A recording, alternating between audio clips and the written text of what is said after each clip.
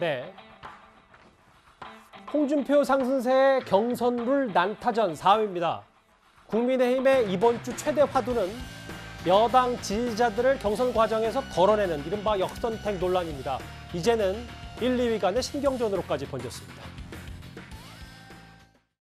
확장성을 얘기하는 것은 논리의 비약이고 억지에 가까운 얘기라고 생각을 해요. 지금은 전혀 상황이 다릅니다. 후보가 너무 많아요. 15명이 등록을 했습니다. 그리고 경쟁이 치열합니다. 네. 장제원 의원은 이런 이야기까지 하더라고요. 민주당의 지지를 받는 후보가 대선 후보가 되어서는 안 된다 하고 이야기를 하셨던데 저는 그것이 쫓기고 있는 후보 캠프의 불안한 심리를 반영하는 발언들이라고 보여집니다.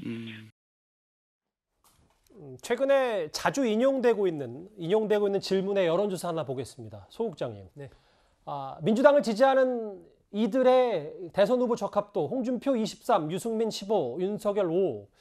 이 부분 때문에 계속 논란이 불거지고 있는데 논란은 계속 식진 않고 있거든요. 선관위가 어떤 결정을 내리기 전까지. 그러니까 결국 이제 경선 규칙을 어떻게 정하느냐, 후보 간의 유불리에 따라서 저 부분을 어떻게 보느냐에 따라서 이제 격돌을 하고 있는 것인데 지금 홍준표 후보와 유승민 후보의 지지율이 더불어민주당 지지층 그리고 호남 세대별로는 2030 세대에서 상대적으로 윤석열 후보에 비해서 높게 나오고 있는 여론조사 결과가 뭐 한 개가 아니고 쭉 그 하나의 흐름으로 그렇게 지금 나오고 있습니다. 그러다 보니까 이제 윤석열 후보나 최재형 후보 측에서는 이 역선택 방지 조항을 넣어야 된다 이렇게 지금 주장을 하는 것이고 홍준표, 유승민 후보는 무슨 소리냐 이것도 다 민심인데 그대로 가야 된다 뭐 이렇게 얘기를 하고 있는 상황인데 저는 기본적으로 이 역선택이라는 부분을 과연 막을 수가 있느냐 작심을 하면 뭐 정권 교체를 바랍니까 안 바랍니까 이거 물어보면 역선택을 하기로 작정을 하면은 정권 교체를 안 바란다고 하더라도 바란다고 대답할 수도 있는 것이고 그리고 그동안에 여러 차례 역선택 조항을 넣을 건가 방지 조항을 넣을 것인가 말 것인가 뭐 그동안에도 논란이 됐지만 한 번도 안 넣었던 그런 배경에는 결국은 크게 실효성이 없다라는 그런 판단을 내렸던 부분이기 때문에 저는 국민의힘이 이 문제로 이렇게 시간을 오래 끌 그런 사안이냐 빨리 좀 결론을 내리고 뭐 그대로 좀 자신감 있게 현행대로 해도 큰 무리가 없지 않느냐 뭐 이런 생각을 갖고 있습니다. 오늘 이준석 대표가 관훈 토론에 참석을 했습니다. 역선택 논란에 대해서 어떤 얘기를 했는지 한번 들어볼까요?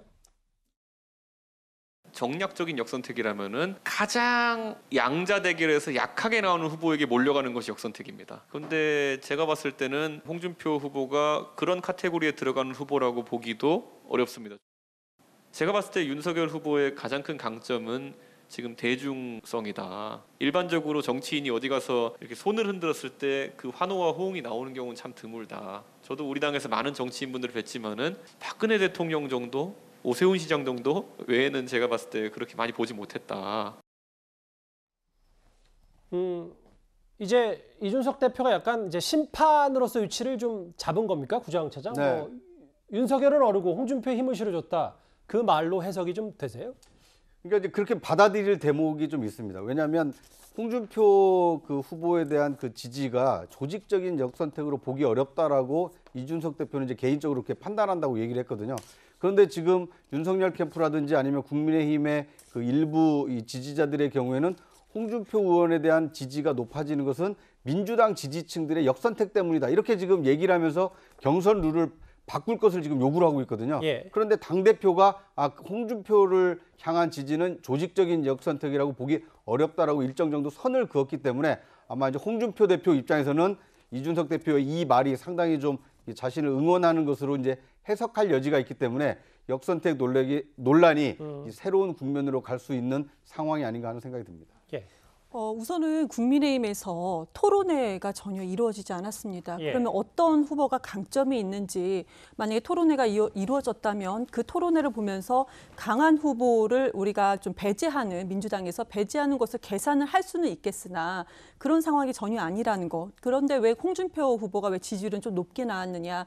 제 주변에 이제 민주당 분들한테 제가 물어보면은 홍준표 후보가 얄밉지만 정말 미운 사람은 아니다. 이런 이미지가 있습니다. 예. 그렇기 때문에 때문에 선택한 것이 아닌가라는 또 저의 생각인 거고요. 예. 그리고 역선택까지 이 개념을 아시려면 정치 고관여층이어야 됩니다.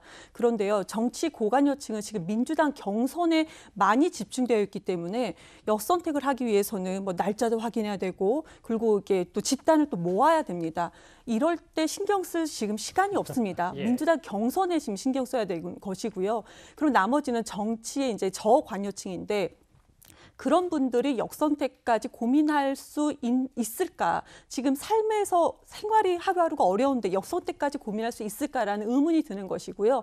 지금 국민의힘에서는 역선택 이슈가 아니고요. 토론회를 정말로 어떻게 진행할까를 더 고민하고 국민들에게 좀 지지, 선택의 폭을 좀 넓혀주는 것이 첫 번째 우선 과제라고 생각을 합니다. 예. 오랜만에 관훈 토론회에서 이준석 대표 목소리도 들어봤는데요. 이 대표 개인 얘기도 오랜만에 한번 해보겠습니다. 최근 상계동, 서울 상계동에 집을 산 소식을 전하면서 이 대표가 부동산 정책을 이렇게 꼬집었습니다. 주택을 마련한다는 것은 어쩌면 30세, 40대 열심히 일해가지고 한 50세쯤 되어야 이룰까 말까한 꿈이 되어버린 것이 현실입니다. 무엇보다도 최근에 대출 규제가 굉장히 심해지면서 이제는 그런 꿈을 꾸는 것 자체도 차단당하고 있습니다. 저도 최근에 제가 주택을 구입해서 올해 초에 입주를 했는데요. 30대 당대표의 내 집 장만 소식이 꽤 어제 오늘까지 화제였는데, 그러면서 부동산 정책에 대해서 어떤 부분이 잘못됐다라는 걸 꼬집은 겁니까? 그러니까 결국 이제 지금 같은 상황에서는 일반적으로 회사원들의 20, 30대가 정말 자기 돈을 저축해서는 도저히 힘들다는 걸 이제 단적으로 이야기를 하고 있고, 그렇기 때문에 이 부동산은 정말 너무나 문제가 있다는 걸 이야기를 하는 건데, 좀 저는 역으로 보면 이준석 대표가 나이가 이제 36이잖아요. 본인 아직 제가 알기로 그렇게 큰 직장을 가져본 적이 없는 걸로 알고 있습니다. 그리고 10년 동안 정치를 했잖아요. 선거 3번 나와졌잖아요. 그러면 선거 한 번 할 때만 돈이 많이 이제 손해가 나지 않습니까? 그래서 어떤 돈으로 본인이 집을 샀을까? 좀 그런 솔직히 의문이 있어요. 예. 들리는 이야기에 따르면 코인 투자를 해서 돈을 좀 꽤 벌었다는 게 있는데, 결국 또 그것 자체가 보면 20, 30대들이 보내준 사인이 있습니다. 그러니까 정상적으로 당신들을 집 구하기 어려워. 그러니까 다른 어떤 주식이나 코인이나 이런 걸 해야 될 수밖에 없어. 이런 걸 또 한편으로 보면 이준석 대표 스스로가 또 어떤 면에서 보면 집 구한 게 그렇지 않습니까? 이준석 대표가 지금까지 무슨 정상적인 어떤 저축이나 선거 3번 나갔는데 많은 돈을 또 이 선거에 했을 텐데 어떤 투자를 통해 했을까? 저는 그것도 이준석 대표가 한번 좀 비결을 소개해 줬으면 좋지 않을까라는 또 생각도 들어요. 예.